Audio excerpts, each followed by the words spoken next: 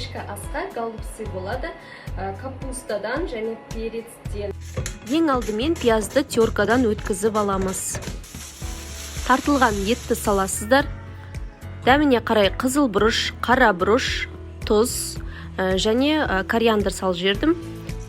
Күріштерді жуып саламыз. 2-3 ас қасықтай май құямыз, 1 жұмыртқа қажет болады. Енді барлық қоспаны араластырамыз. Осы уақытта мен қазанға капустаны бір қайнатып алдым. Жапырақтары жұмсарып қалды, енді ішіне начинка салып орап аламын.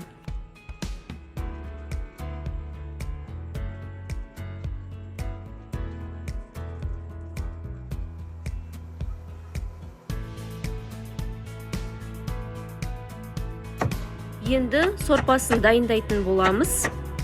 Пияз, картошка, сәбізді салып, томат қосып араластырып аламыз. Ішіне су саламыз, көп емес, аз ғана. Мен голубцыды перецтен және капустадан жасадым. Енді ішіне саламыз. 1 сағаттай жай отта қайнатып пісіреміз.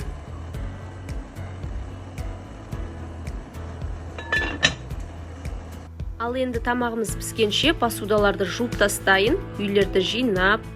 Тамақ жеген кезде үй таза тұрса, тәбет деген ашылады ғой. Қазандағы тамағымыз бір қайнады, енді астын жай қойып пісіремін.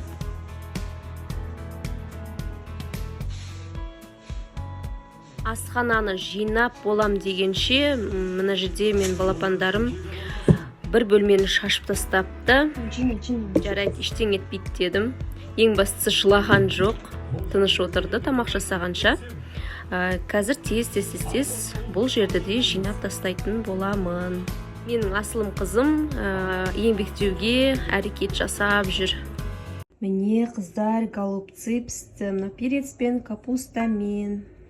Ал қазір дәмін көреміз, қалай болыпты бұл голубцы тамақ.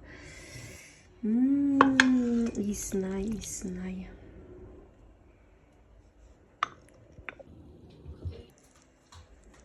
Міне іші піскен. Дәмін көрейік.